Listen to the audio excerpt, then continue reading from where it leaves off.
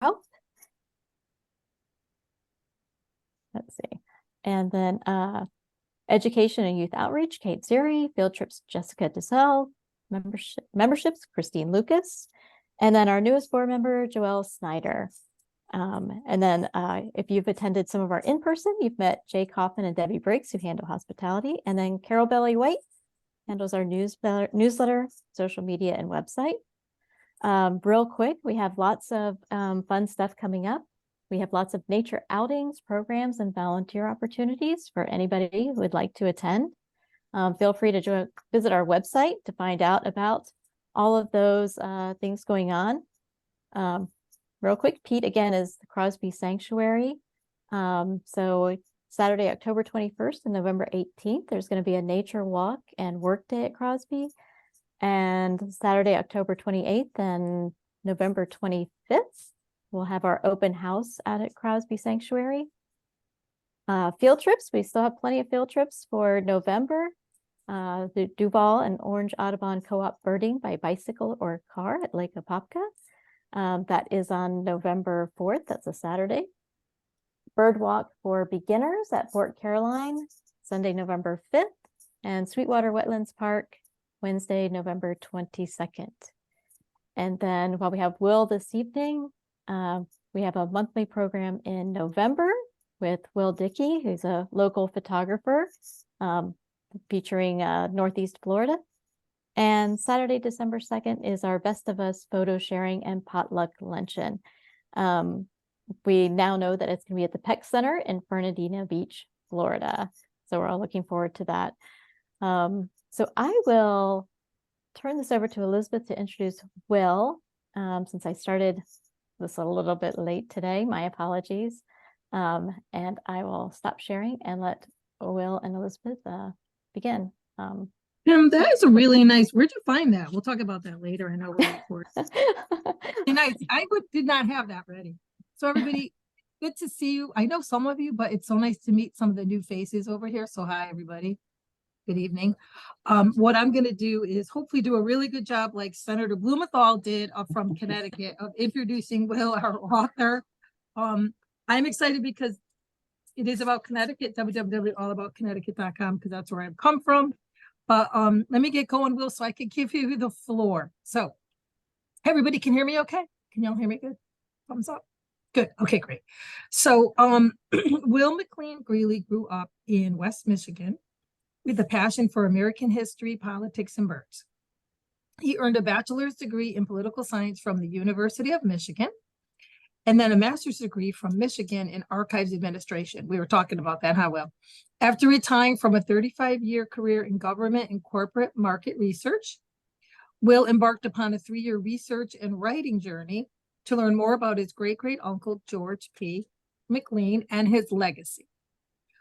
Will is married and a father of 2 sons. He has 2 grandchildren. We don't know what kind, right, Will? We didn't talk about that yet. Mr. Greeley lives in Midland, Michigan, and A Connecticut Yankee Goes to Washington is his first book. Before we get started, though, everybody, I loved the book. It makes me excited because I'm just starting out in conservation advocacy. It's not about me. But what I'm saying is it shows that people can really make a difference. And maybe there's a little luck, Will, coming from Connecticut. I don't know. But anyway, it really made me feel good. I hand it over to Will. Take it away, Will. Thank you, Elizabeth, and thank you all for tuning in tonight. I really appreciate being able to share this passion project, as I call, with others, especially birders, because whenever I bird, I have this immediate connection with people that I cross paths with. There's just something authentic about people who enjoy birds. We obviously have a lot in common, but it's really a pleasure for me to share my book with you tonight. You know, Florida is one of the best places in the world for birding. It has so many wonderful hot spots for birding throughout the state. And you have a unique history as it relates to birding that really relates to my topic tonight. Your Audubon Society, I believe, was created in 1900 in Florida, the first one. But unfortunately, you have the distinction of having a casualty in conservation, this 1905 Guy Bradley, a 35-year-old game warden hired by the Audubon Society to police plumage hunting, was murdered.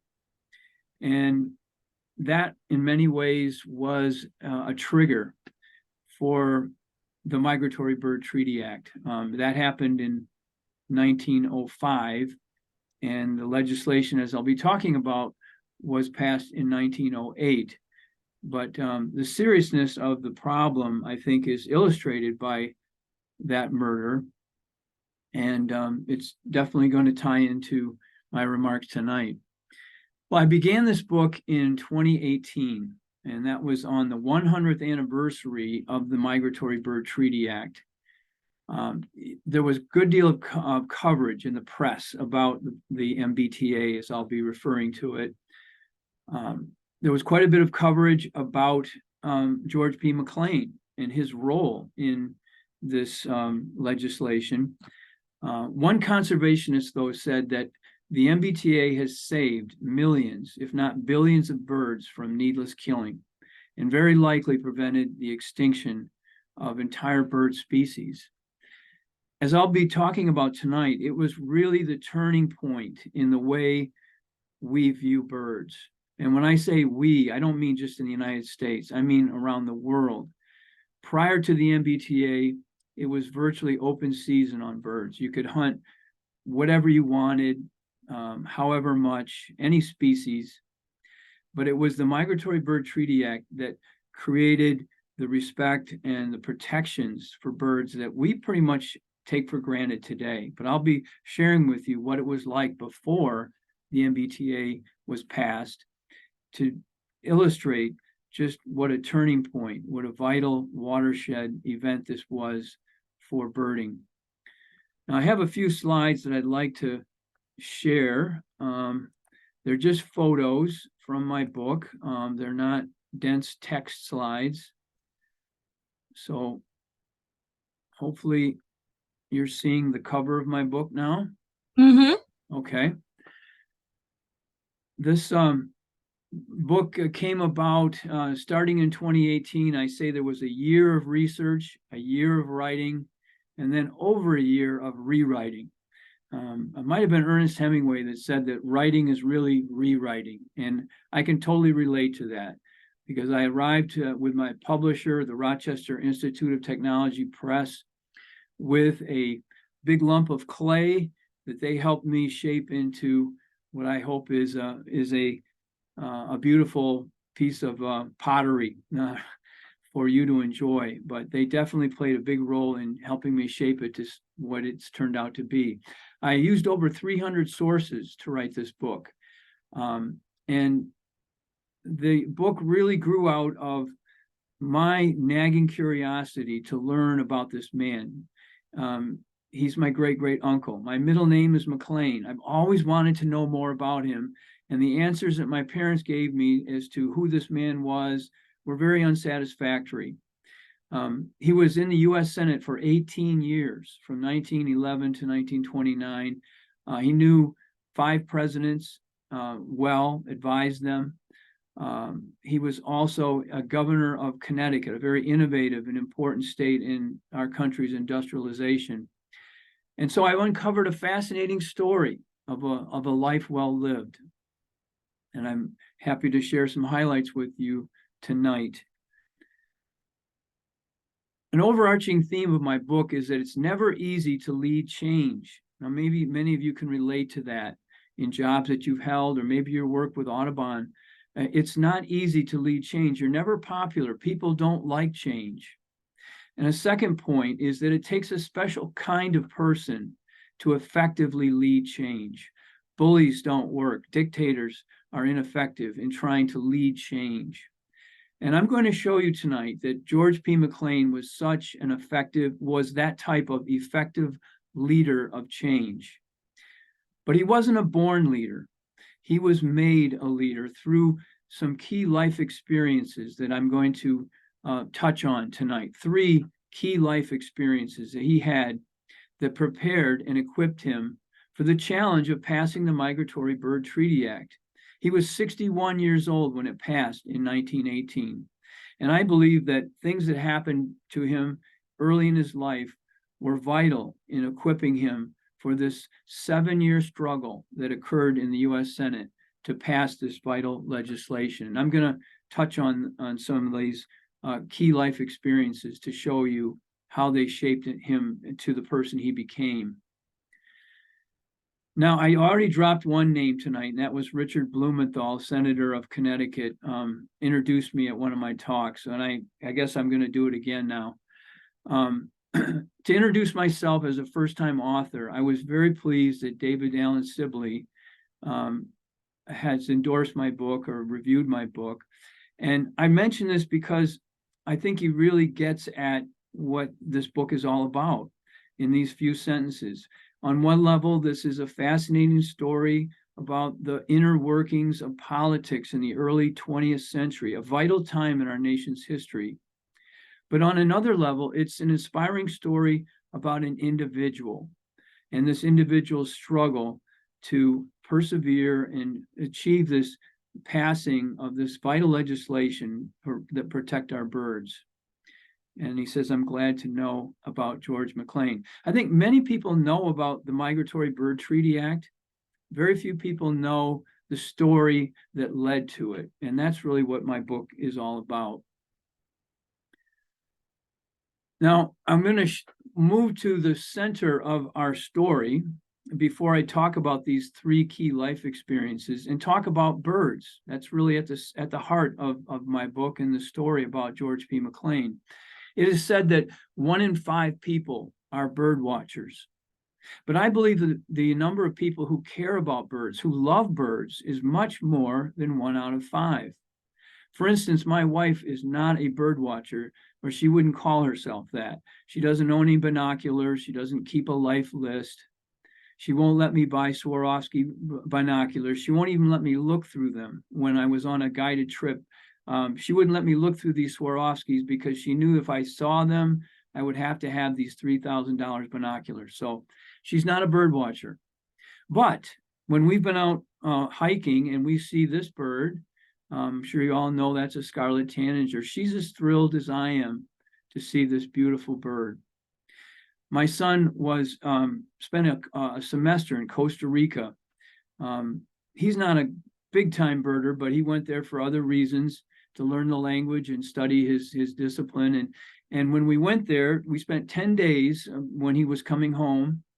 And I wanted to see a toucan in the worst way. And on our last day of a 10-day trip, we saw one in the parking lot of a hotel when we were packing up all of our luggage. And there it was.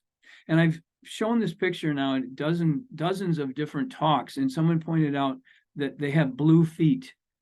I never noticed that until they pointed that out. We've also birded in Arizona, in Tucson. And when my wife saw this bird, it's an elf owl, the smallest owl species. She was so taken with it that she said she wanted to take it home as a pet, until I reminded her that that would have been a violation of the Migratory Bird Treaty Act, and I would have turned her in. But this is another picture of that owl. And what's remarkable about this, in addition to the size, is the expression on this man's face. Birds really do make us happy. They connect us with nature. They're endlessly fascinating in terms of their shapes, their colors, their sizes. I mentioned the blue feet of that toucan. I'd looked at that picture, and now I'm more fascinated by toucans because of that detail. What other animals have such beautiful songs that we can relate to?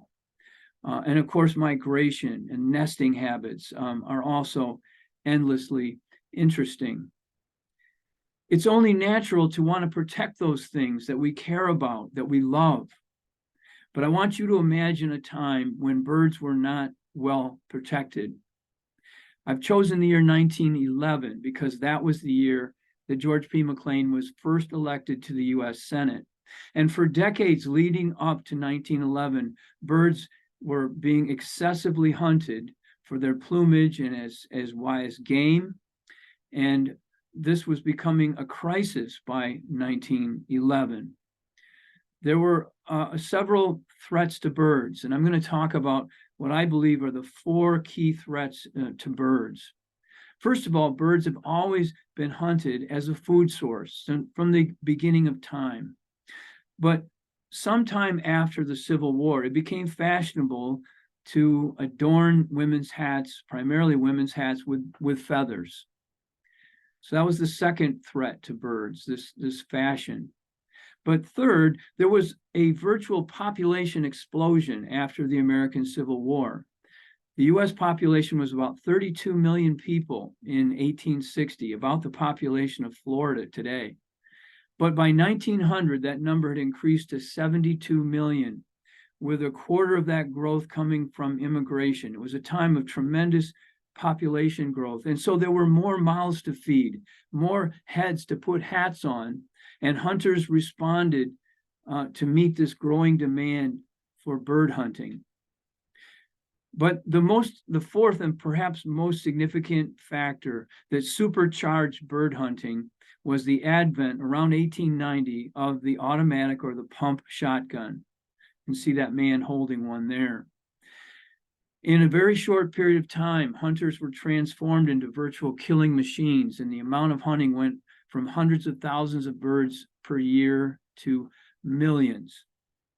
And there was no easy solution to slow down or to stop this hunting because, and this is a very important point, each state was free to set their own hunting laws and enforce them however they wanted. For instance, the state of Missouri had one hunting law in the late 1800s, and that was you couldn't hunt on Sunday. But otherwise, you could hunt virtually whatever you wanted, whenever you wanted, however much. And it became very popular to hunt birds and ducks and other types of birds along the Mississippi Flyway that went right through Missouri. And so millionaire hunting clubs sprouted up in Missouri, and they became a tremendous advocate for the so-called spring hunting season, when birds were very easily to hunt for these millionaire hunters who came to these wonderful lodges to excessively hunt birds. And so because of this excessive hunting, birds were going extinct. You probably know about the passenger pigeon, once North America's most abundant bird. Some 3 to 5 billion went extinct in 1914. The Carolina parakeet, an endemic parrot in the United States, also went extinct, as did others. But more were on the fast track for extinction. The snowy egret, the trumpeter swan, the wood duck, the whooping crane, flamingo, many others were being excessively hunted primarily for the plumage trade. And so this was the challenge facing George P. McLean as he entered the Senate in 1911, was how to stop or stem or slow down this excessive level of hunting that was so out of control and in the hands of individual states who did very little to enforce what weak hunting laws they had. So now I'm going to return to talk about these 3 key life experiences that George P. McLean had that prepared and equipped him for this challenge of passing the Migratory Bird Treaty Act in 1918. The first was his emergence from utter obscurity into statewide recognition through a career in the law. McLean grew up on a subsistence farm in rural Connecticut outside of Hartford. His mother made much of his clothing. And when he got to Hartford Public High School, he was bullied for his homemade clothes. But in time, he won the respect of his classmates who came to view him as the brainiest member of their class. And when he graduated from high school, he said he had 2 dreams. First, he wanted to become publisher of the largest newspaper in Connecticut. And second, get elected president of the United States. He was sincere and very, very ambitious individual as a young man. His first job was as a newspaper reporter. And it was there that he met many influential politicians, covering them for his newspaper. And they saw in McLean a very able, ambitious, personable young man with a promising future in politics, so they mentored him. They encouraged him to study the law. He apprenticed with a law firm. He eventually started his own law firm. He had clients like Aetna Insurance, the New Haven Railroad, a small startup at that time called AT&T, American Telephone and Telegraph, helping them set up telephone wiring and telephone poles throughout New England. So this was his first key experience, was that is emerging out of obscurity through a career in the law. He became the U.S. attorney for Connecticut at the age of 35, the top federal prosecutor for the state. But this was really a prelude to the second key life experience I want to talk about that was influential in shaping him, and that was his career as a reform-minded politician. At age 43, he was elected governor of Connecticut, and he surprised many people in his inaugural address as governor, outlining a sweeping reform plan for the state of Connecticut. In fact, he alienated many of these mentors that he had developed. People didn't expect him to be a reform-minded politician, much like Theodore Roosevelt. They were both from the Republican Party. And I won't detail these reforms, but I will touch on one, and that was his experience as a reformer in changing the way that pardons were granted to the imprisoned. Now, this was a legacy from the colonial founders of Connecticut. They wanted to put the pardoning power in the hands of the legislature because they didn't trust a governor to have that pardoning power. It was too much like a king. These are the colonial founders of Connecticut. But by the time 1900 came around, when McLean was governor, this pardoning power in the legislature had become exceedingly corrupt. Pardons were granted in exchange for bribing these part-time legislators or granting of favors. And so McLean wanted to stop this system and instead put in place a system that had 9 members, including the governor, 2 Supreme Court justices, a doctor, and several lay people, to vote unanimously for the granting of pardons. And this was a significant achievement for McLean and put him on the political map. He had other reforms that I'm not going to detail tonight, but they were similar in the sense of corrupt issues that had been granted by the colonial founders, but had become by 1900 corrupt practices in the hands of the legislature. So that was his second life experience, his time as a reform-minded governor. But these reforms were rejected by his own political leaders and the legislature. And at the end of his term, McLean was physically, mentally, emotionally burned out. He felt as if he'd failed in passing this ambitious reform agenda as governor. And this sent him into a spiraling depression. And that is the third of these 3 key life experiences that I'm going to talk about tonight that shaped him. And this was a very painful time in his life when he left the governor's office. For 8 years, he was out of the public eye, trying to regain his mental health, redefine his career, look at himself differently moving forward. And it was during this 8-year period that a number of important things happened in his personal life. For instance, in 1906, McLean, who was already wealthy from his law practice, inherited $3 million from his father's sister, his Aunt Sarah. Now, $3 million in 1906 is worth about $90 to $100 million today. So he's immensely wealthy in 1906 during this time in the political wilderness. In 1907, he married for the first time at age 49.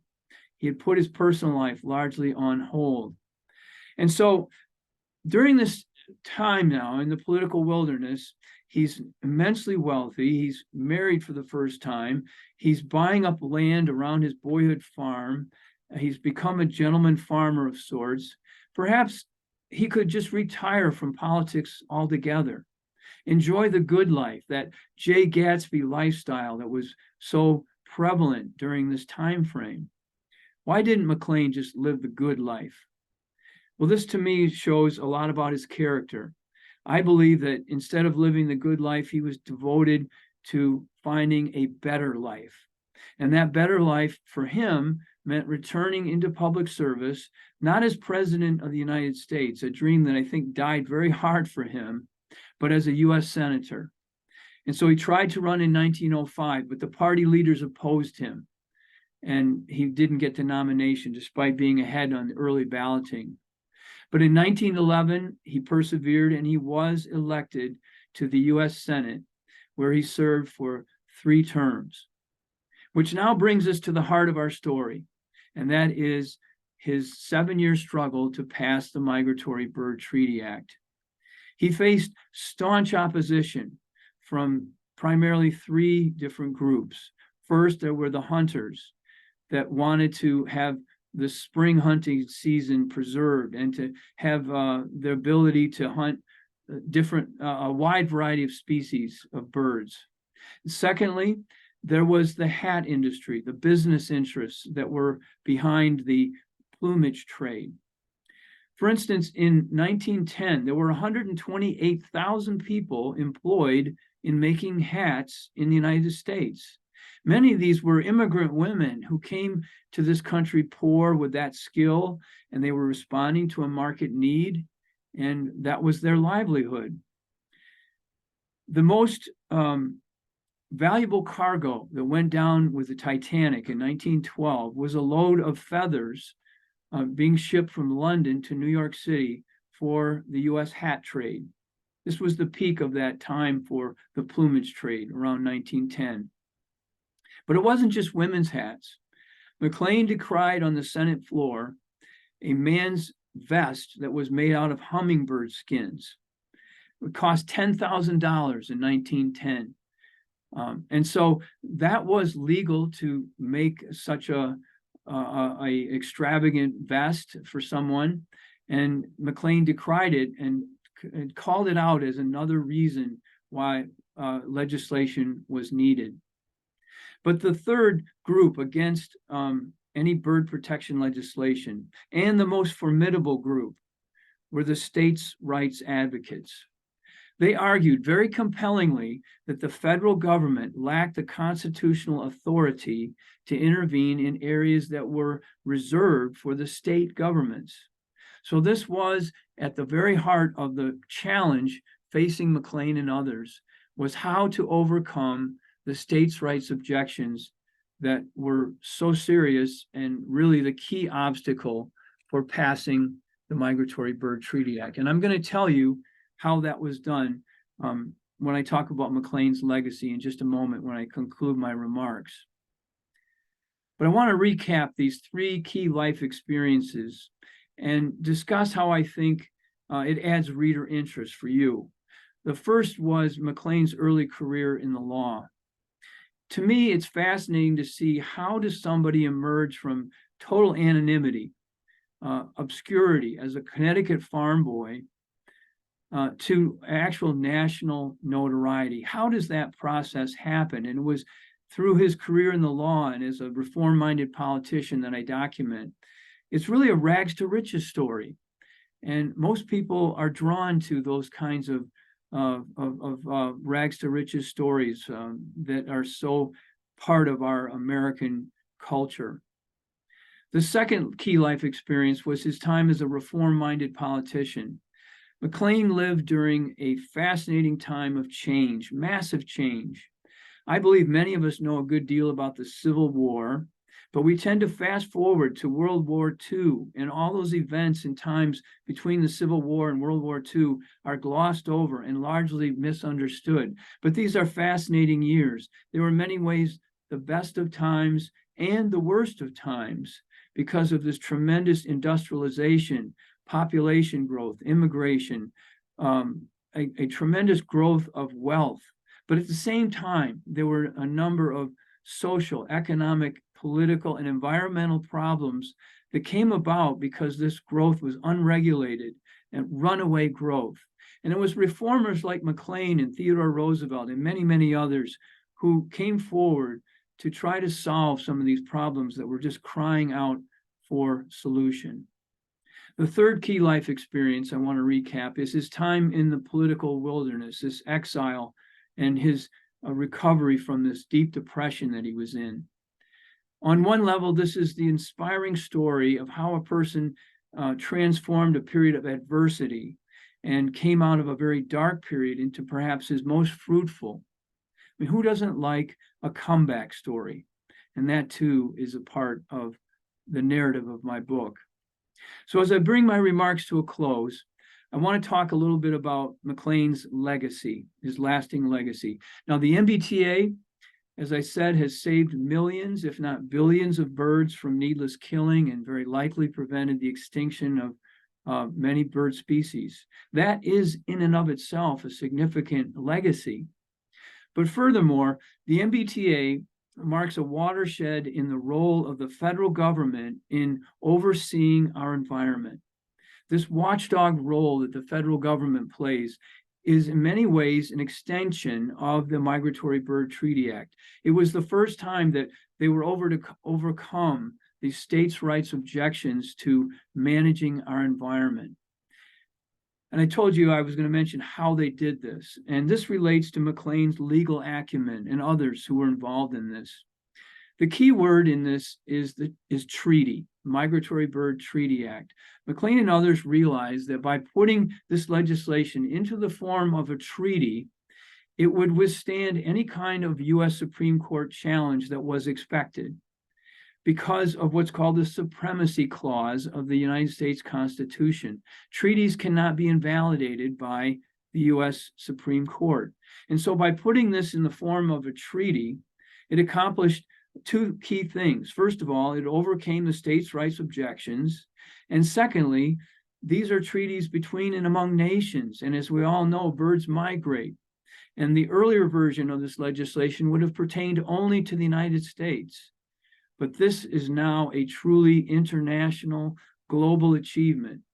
And that is why I believe the MBTA has lasted so long, is that it has such scope in terms of protecting and preserving birds wherever they are in their migratory cycle. So those are the key legacies of George P. McLean.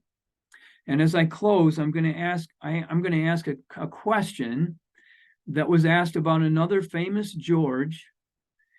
And that question is, what would the world have been like if George P. McLean had never been born?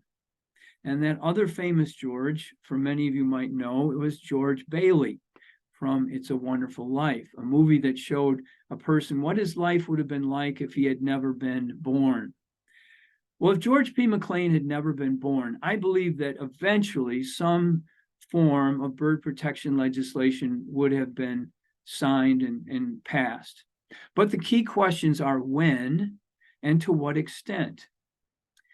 McLean had learned through experiences, these three key life experiences, some vital skills that were needed to be an effective leader of change. First, he had learned how to communicate urgency and vision, to talk about the need for change. His maiden speech on the Senate floor, he waited 1 year after he was elected in 1911, was on the topic of migratory bird protection. He sounded the alarm and talked about the urgency of federal legislation to protect birds. A second skill that he had acquired was the ability to overcome obstacles and show flexibility and adaptability in the face of opposition. As a reform-minded but unsuccessful governor, he learned skills about how to bring along people who opposed you by changing the nature of the legislation to meet their very valid objections. And so you'll see in my book how this legislation morphed and changed over a 7-year period, ultimately resulting in the Migratory Bird Treaty Act. And this was skill that he had learned about overcoming opposition and being flexible and adaptable to meet the needs of his opponents. A third skill was his ability to build coalitions.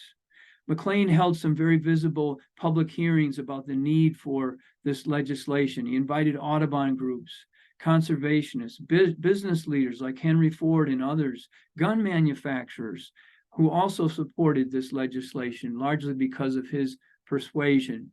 But the most fundamental ally that McLean had in this effort to pass the MBTA was President Woodrow Wilson.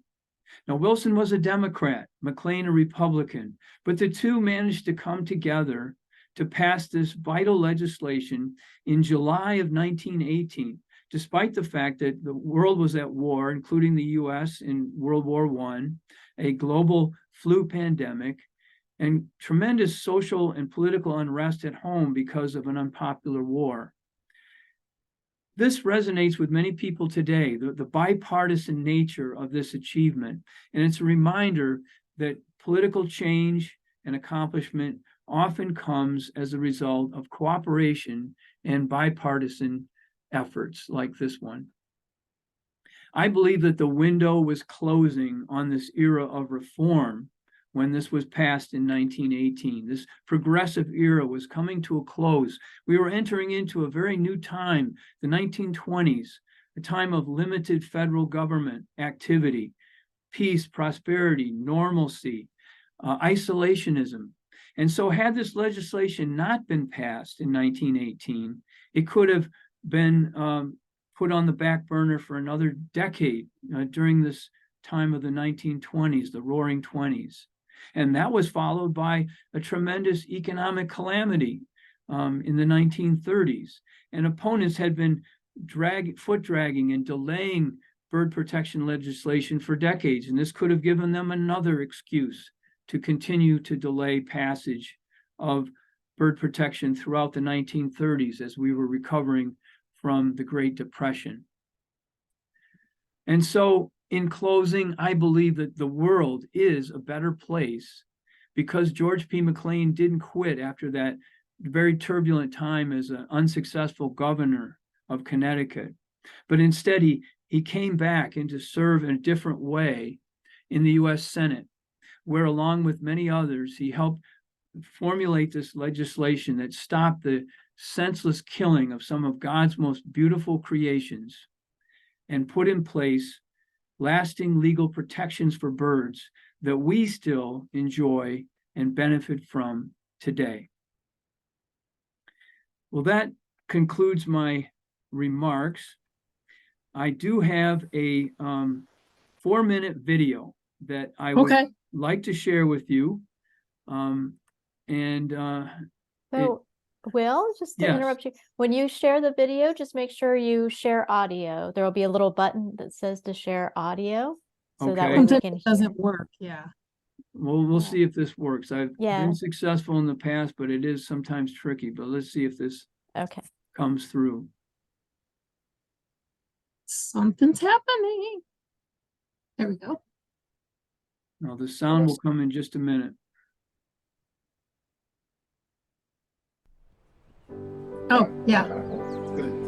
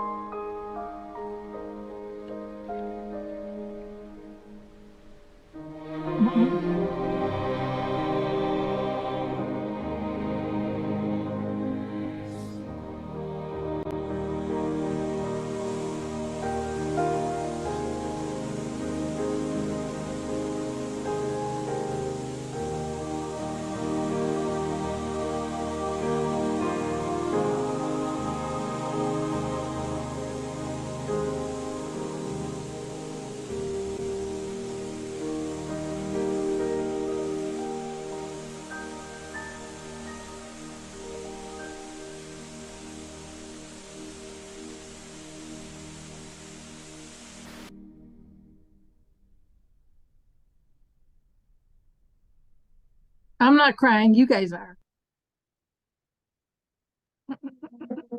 Yeah, that got me too. That was beautiful. Wow. Several of us on the call volunteer with Lights Out Northeast Florida, trying to help migratory birds get through Jacksonville, Florida. So seeing that video was really good. touching. Well, the quote at the end, I hope you had time to read that, but it's my favorite quote, because he wasn't a real valuable person. He was a very reticent individual, but he said, "It has been my dream that the people of the United States would realize the importance of our birds before it is too late. And I am proud to say that progress has been made in that direction."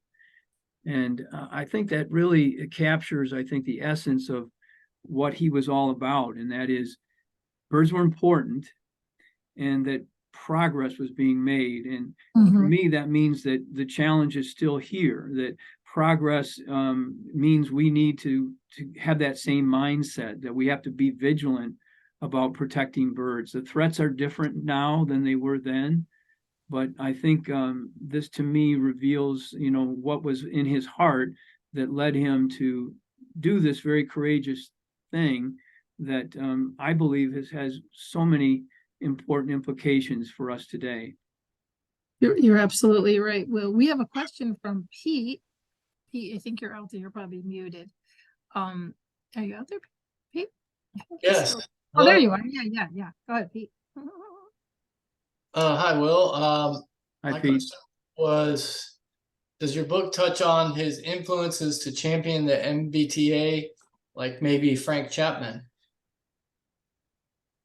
Yes, I do. There is actually a reference to Frank Chapman in the beginning of the chapter about it's called Saving the Birds, and Chapman he's walking through the streets of New York City doing an account of feathers that he's seeing in the women's hats and identifying the birds that were being killed for those hats. I do have some letters. I found some letters between him and Pearson, I believe the director of the National Audubon Society was at that time. McLean's interactions with some women that were involved in birding. Mabel Osgood was one from Connecticut. I do try to show that this was a team effort, that it wasn't, let me tell you something. One of the titles I had for this book was The Man Who Saved the Birds. An archivist suggested that I use that title, and I thought, wow, coming from that sounds just right. I'm going to go with that. But my publisher hated the title, partly because it wasn't a one-person effort in any way. And so I do try to bring in the fact that many other people were vitally involved in that, and that he played a leadership role, but by no means was it the man who saved the birds. Right. So I did look through a lot of his correspondence with other Audubon leaders. John Burroughs sent a telegram that I thought was really interesting to the Senate floor when this was being voted on, and I talk about that. Henry Ford was another interesting personality who supported birds, and I try to bring in as many people as I could find that had an opinion on this topic. Interesting. What about Teddy Roosevelt? Was he around during this time? Yes, and Yeah, sure. one of the things I document in detail, and I hope people like this, is his relationship with the 5 presidents that he knew and advised well. He knew 8 presidents altogether, but 5 he was actually in the White House advising, and one of the people that he was closest with was Theodore Roosevelt. And I came across, when I went to Connecticut to do research, McLean had a chauffeur. He had a chauffeur that drove him all the way around from Connecticut to Washington, D.C. And I found an interview that his chauffeur did in the 1960s. And they say a valet knows somebody really well, but I think a chauffeur knows somebody really well. And he talked about driving Roosevelt and McLean around, taking them on hunting trips. He said, Roosevelt, they don't make people like that anymore. That was kind of his statement. Roosevelt interviewed McLean to be Secretary of the Navy in 1902. During this time that he was leaving the governor's office, he didn't take the job. This depression that he went through was extensive. His weight fell to 125 pounds from 160, and he said it took him almost 6 years to recover. So whether that was the reason he didn't take the job or we don't know, but they were that close. And Roosevelt supported him for Senate. The two drifted apart as the years went on because McLean was very much a moderate Republican. And as you might know, Theodore Roosevelt eventually left the Republican Party to run for president in 1912 as what they called a progressive or bull moose party. And I think at that point, McLean and Roosevelt kind of diverged from their close association because of that change that Roosevelt went under. But if you're a presidential junkie like I am, you'll learn about Roosevelt, Taft, Wilson. Wilson he served with for 8 years in the Senate. Not always, they didn't agree on much, but they did agree on the MBTA. And Harding, he also had a relationship with, and very close relationship with Calvin Coolidge. Those two were very much alike from a personality and background standpoint, and they fished together, and their wives were friendly. And so I have a lot of anecdotes about his relationship with these presidents and how he impacted their policies as well. Thank you. Welcome. It was great. I'm glad you wrote it, Will. It's so interesting and important to know. Well, if you like history and birding, I think you will enjoy this book. I love history and I love birds, and so the two kind of converge for me. But it puts in context the struggle that when people went through to pass this legislation, and the debates on the Senate floor where some of these opponents were so ignorant about birds, you know, that an egret, the only good they really served was to adorn the hats of our beautiful ladies. And why do we care about them, even though they were on the verge of extinction? So I think you get a real flavor for the intensity of the struggle and how important it was to persevere through that and not just give up like many other people had before McLean. Well, I'll give you some honesty here with our lights out awareness, and we talk in front of the public, corporations and public. Some people don't even realize that birds are migrating. So it's super important for us to continue to get out there and do our outreach. So just to let you know, it hasn't really changed since that year. People still are not aware of a lot of things that. Right. So you need that awareness. You need to get out there. Absolutely. I see there's some questions in the chat. I don't know if there's any. Nora has a question as well. Nora asked, how did McLean overcome the states' rights objections? Well, as I mentioned, the McLean and others, even the opponents, just knew that this was going to get the Weeks-McLean Act of 1913 was going to get struck down by the Supreme Court. They were confident of that, as was McLean. And so by putting it in the context of a treaty and negotiating, by the way, during World War I, they did these negotiations with Great Britain to represent Canada. By putting it in the form of a treaty, it would withstand that the U.S. Supreme Court could not challenge it based on the supremacy clause of the Constitution. Now, despite that, there was a constitutional challenge in 1920, and the U.S. Supreme Court ruled by a 7-2 vote in a decision called Holland. Let me see, what am I getting at? Missouri versus Holland, 1920, that this was constitutional. But it was really putting it in the form of a treaty that made the difference. Now, having said that, it really paved the way for the federal government to have this expansive role in the environment. And so in 1940, the Bald Eagle Act, the Endangered Species Act in the 1960s, the Animal Welfare Act, and then the Environmental Protection Act. So it really, I believe, was instrumental in establishing a precedent that it was important for the federal government to establish national standards on the states and enforce them. That was another key in this legislation, was putting together an effective enforcement mechanism, because the law is only as good as your ability to enforce it.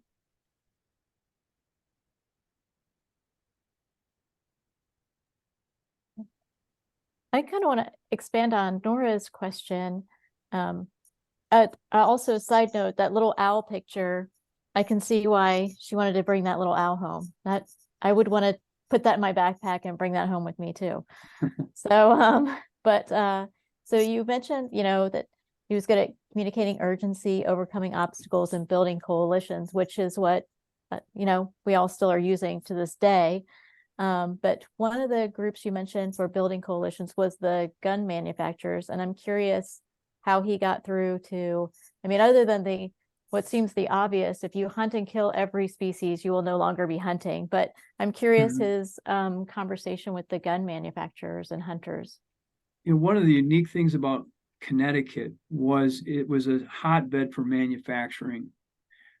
It was kind of like the Silicon Valley today for computers as to what industrialization was for the United States. Connecticut was really at the heart of a lot of ingenuity in manufacturing, beginning probably with Eli Whitney, not just the cotton gin, but remember from high school, interchangeable parts. So Connecticut was a tremendously important manufacturing center, and gun manufacturing was central to that. Probably that was its origins in guns for the American Revolution. Something like 50% of all the guns and armaments used in American Civil War for the North were made in Connecticut. So his constituency were manufacturers, and that was part of his serving the needs of his state, was representing them. But I think they respected him, and they realized that it was in their best interest to limit hunting so that you had a balance in nature, so that hunting could persist. But there might have been other political favors that he might have granted in exchange for their cooperation, like for example, the tariff rates, where this is a big issue in American history, where that there were tariff rates to protect industries in the United States. He may have gone to them and said, I will help you with that. He was a canny politician. To get elected 3 terms, he was very skilled at politics. But I think it was his credibility with that constituency that helped. But it was also their recognition that, as they say, some of the best conservationists are hunters. But he did bring them into this discussion, and I think it added credibility to getting it passed. Thank you.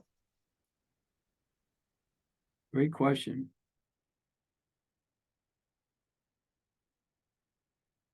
Now, if you are interested in getting my book, and I have to say that I'm saying, it's a great Christmas or holiday gift for your birder in your life, or someone who likes history. The easiest way to get it is on Amazon. It's also available through my publisher's website, the Rochester Institute of Technology Press, RIT Press. If you wanted a copy from me that's signed, that I would be happy to provide you with one. Just send me an email and I'll send it to you. The book lists for $34.95, a little bit more than I wanted, but my publisher set the price, and I would sell it for $30, which would include the shipping.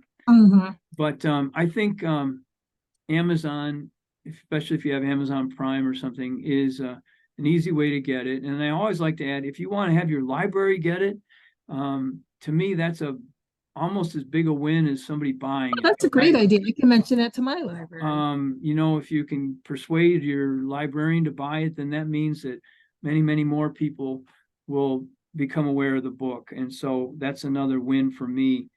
This was never meant to be a profit-making venture for me. It's a passion project. I loved writing it, and I love sharing the story. And I think for people in birding, it's important to know what's that cliche? We stand on the shoulders of giants. People came before us that accomplished so much, and put us in the position that we're in today. And I think you'll find this story inspiring because the challenges remain that they were dealing with then. Oh, heck yes. Yes. Yeah. Only people are louder now too. It's like, oh, you may. Yeah. It's really kind of You know, crazy. sometime around the 1970s, the challenges moved from individuals, hunters for hunting birds and plumage, to corporations and organizations. And so the prosecutions are now mainly, well, they are against individuals still. I read every day, do an internet search. People are killing bald eagles and hawks and whatever it is. But it's really the challenge has become corporations. And unfortunately, that was weakened during the Trump administration. It seems to have been strengthened back. The MBTA regulations have strengthened back under the current administration. But it's still, we need to remain vigilant. And I think to be inspired by people who came before us that loved birds and did something about it is a good thing. You're right. Will, I put your email with the sbcglobal.net. Is that the right one you want me to Yes. put there? Mhm. Okay, it's good. It's out there. And then everybody can email any of us, obviously. I'm going to talk to San Pablo Library and get it out there. Thank Yes. you. Thanks for the inspiration, for sure. Yes. And my mom volunteers with the Friends of the Jacksonville Library, so I can. You didn't tell me that, Kim. I love that. too. Yes. Yeah. So I will that'd be talk to her great. That'd be tomorrow. Great.